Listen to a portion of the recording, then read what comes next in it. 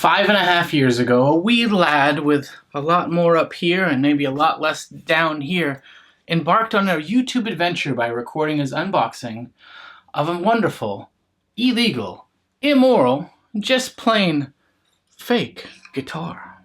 And not only did this guitar bless his collection, which only had 5 or 6 guitars at that point, but it planted a seed at which the collection grew and grew and grew and grew. Yeah.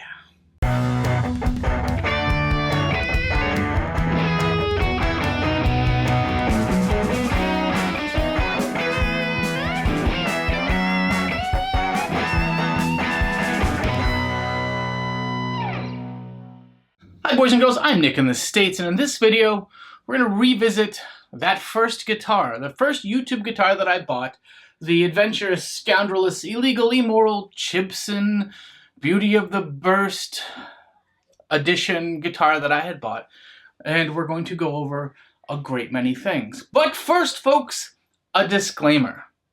This is wrong. Chibsons are illegal, immoral. They violate all kinds of copyright and fraud and trade and blah, blah, blah. There are a great many things wrong with buying a Chibson. Let's all acknowledge that. Second, I've never ever passed this off as a real Gibson. I'm a dork. So when my friends come over, even ones that have Gibsons, I hand them and go, hey, check this one out, man. And they go, ooh, it's kind of, and I go, ha, it's fake. Usually before they've even figured it out. A lot of them, the really good Gibson guys, will look at it and be like, oh, the headstock angle's wrong. There's no ears on it. The shape is great, but ever so slightly off. Oh, the bridge is an import bridge. I think they figured it out pretty quick.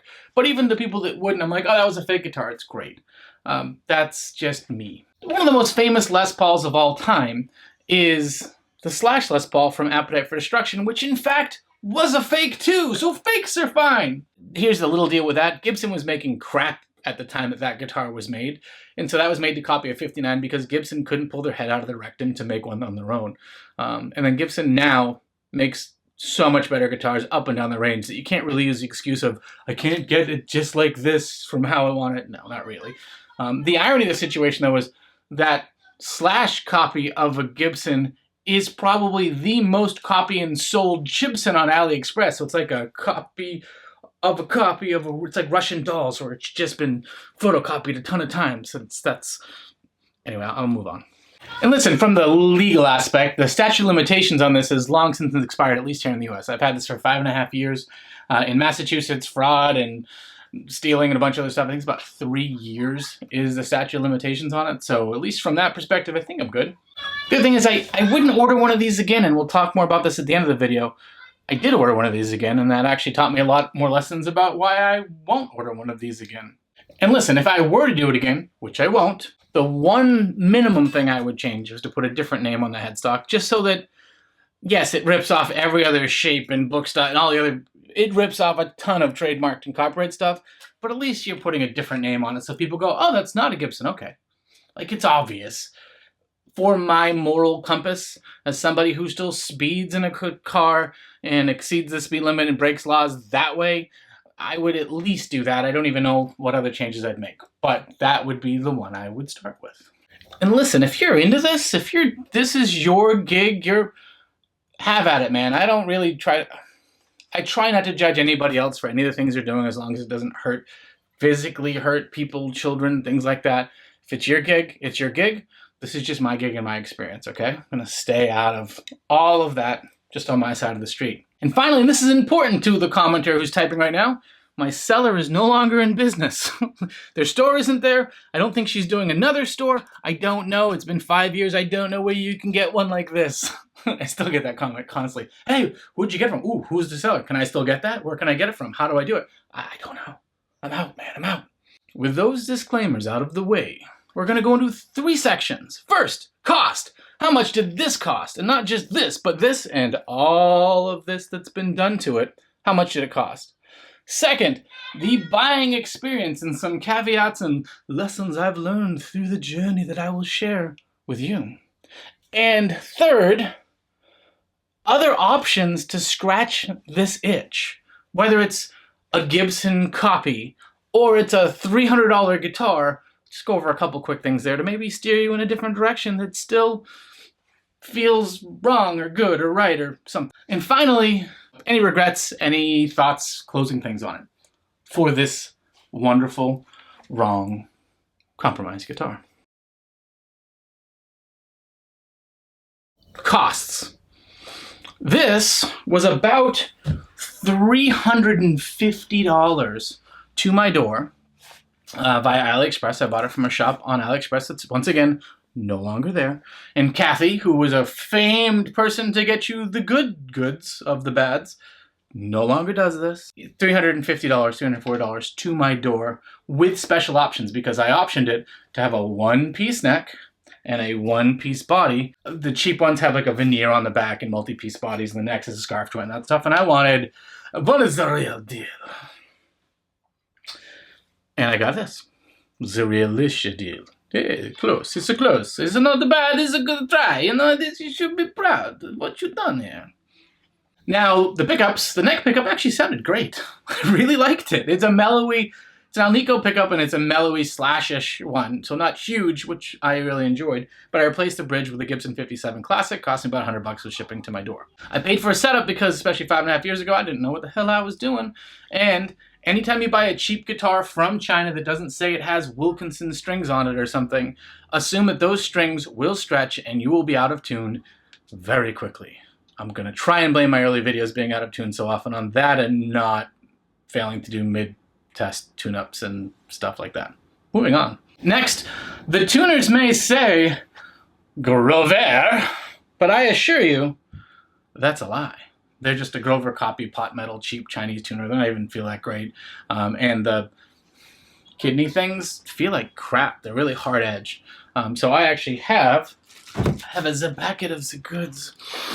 Ah, they smell like the best. $60 in a baggie that you can buy to... What? What? Oh, sorry. No, they're Grover tuners, I swear. And part of why I'm doing the video today is I'm about to take these tuners off, throw the Grovers on it, throw a fresh set of strings on it. Next, the plastics. When I got this guitar, the plastics were a weird, almost greenish tint to them.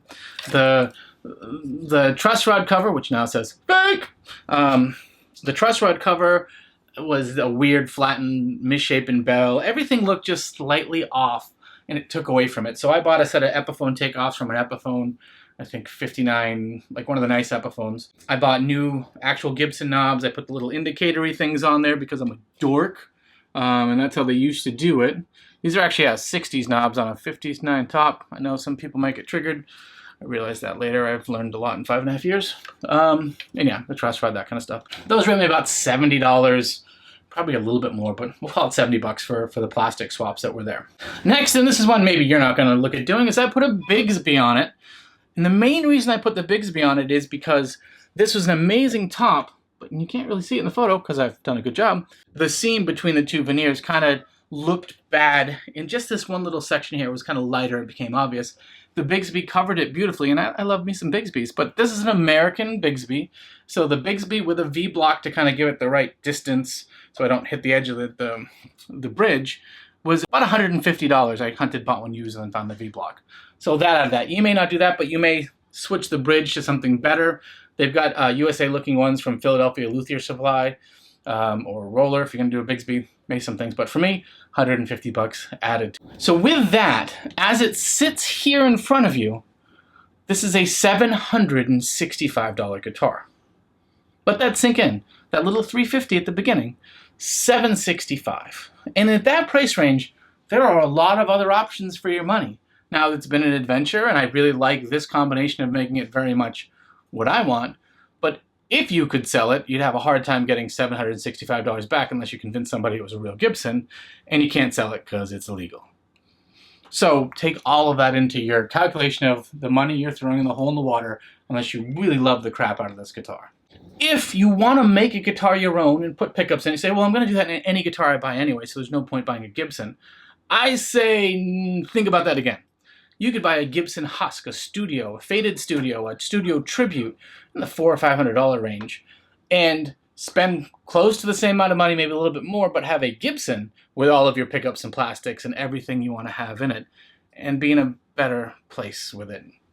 morally speaking, and maybe a better place in guitar speaking too. I got really lucky with this one, and results may vary, and I'll share a bit of that in a moment.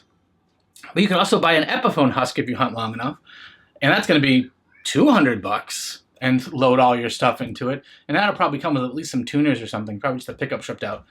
And then you could be even cheaper than this and be on the right side of the law and rip, and then be like, listen man, this is a custom everything that I wanted, and it was $400, and you could gig with it all the time. And I'll get to a couple other options you could do too after we talk about the buying experience. And this, folks, is what separates the tough women from the weak-ass boys.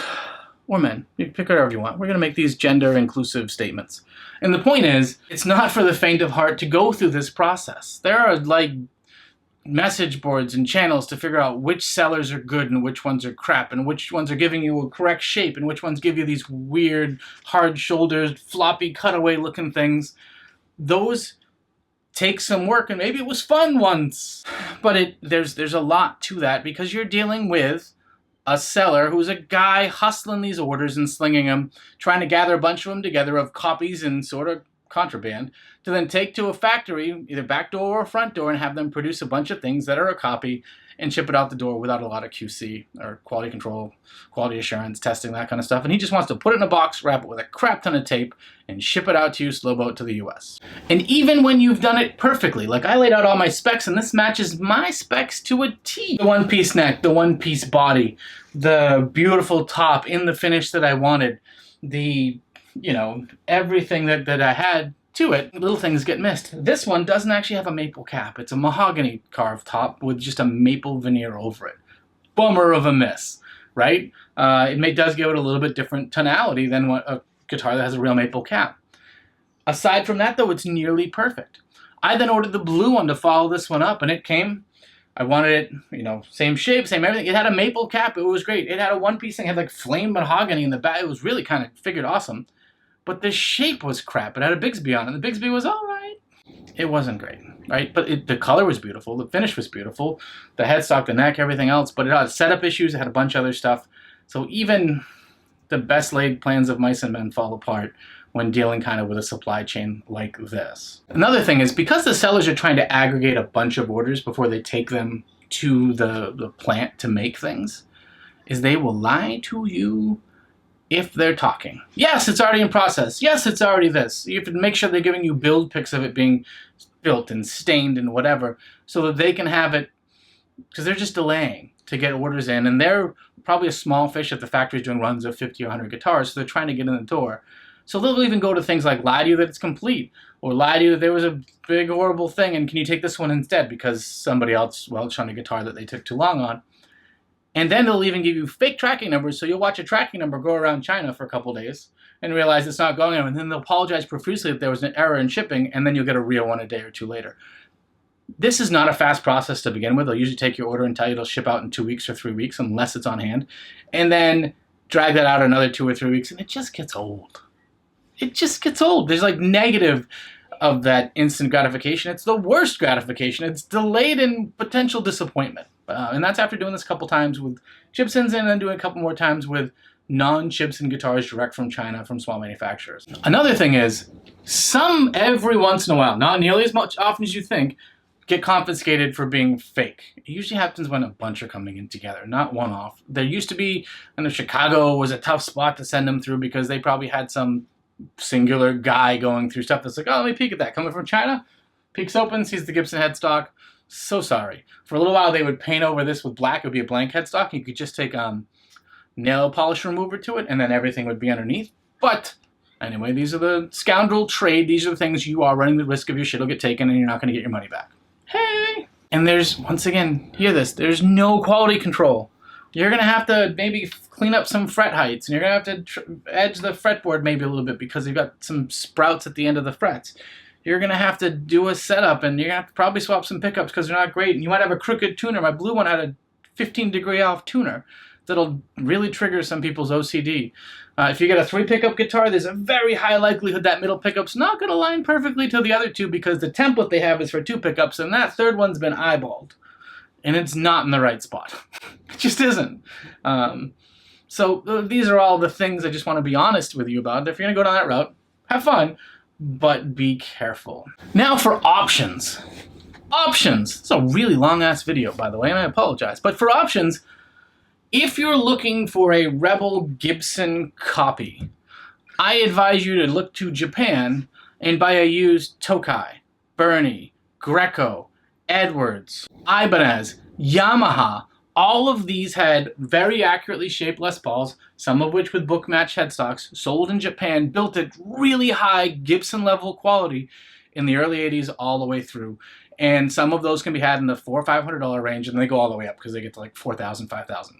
So, but for $600 or $700, for less money than this, I bought this Bernie open book headstock, giant diamond, Les Paul custom, even has the fretboard nibs like a Gibson, 3 pickup, beautiful carved top, substantial feel, beautiful look, beautiful neck, same price. This will hold its own against any Gibson. This took a whole lot of work, and I sure hope you did it right. And then maybe it'll do all right. But this was just buy, go, beautiful. And I've owned a large number of Japanese copies of that era. Still sort of illegal, but it's legal to import and legal to do that. They just were morally compromised at the beginning. I feel at this point, it's had enough time. They've also done the lapse of Japanese ballrooms and everything else, which I think is kind of cool that they've got a history to them. Those can be had reasonably cheap. The Edwards ones are the other ones that are great, and I think they're made by ESP for the Japanese market. If you can find those, especially the Lacquer Taste series in the $600 or $700 range, grab it. I've got a buddy, Jeremy, who is a total Gibson snob, and elitist seem wrong. So I don't know what the good word is. He likes really expensive, really nice stuff from the custom shop from Gibson and other vendors and PRS, private stock, these things. And I had that when I was going to sell it, and I handed it to him to play, and he's like, I need this in my life. This thing's amazing. And that was like a $600 guitar when I bought it. So those are things to look for. If, though, you're coming at it from the, well, it's a Gibson copy, but even better, it's a $200 or $300 guitar. Some of these Chibsons you can buy, you know, on eBay or whatever when they sneak through for like $200. Shipped to you even before this shenanigans with the pandemic. And that's great, but if you're looking for a sub $300 guitar, my friend, we are in the golden era. Whether it's a Firefly, an Agile, an SX, a Harley Benton, an Artist Series guitar, even Grote or Bad Cat, especially Bad Cat specifically if you're buying it on Amazon, so you have the return protection and the easy Amazon shipping, those are better options. Grote and Bad Cat are made in the same factories that made this, right? So some of the QC stuff, some of the other stuff is still present, but cool colors, neat things, very, very cool stuff. If you want to go there, and it's not a Gibson copy, at least the headstock, it's not purporting to be. It's a clone, but it's not a replica, you know, and fraudly doing its business. Now, finally, do I have any regrets? No. Would I do it again? No, I did do it again. And then I decided that I would never do it again because it's not worth it. But no, because I learned a lot in doing that. If I waited, and I was lucky, my own personal situation, I was fortunate enough that I can afford to do a few things, and YouTube's helped give me a feeder of money to buy additional stuff, that I own some real Gibsons since buying this, right? But it's still fun to have as part of the collection. For me, it started a YouTube channel, so it has a lot of sentimental value, and it's helped by being just really pretty. I don't regret doing it. I would not do it again.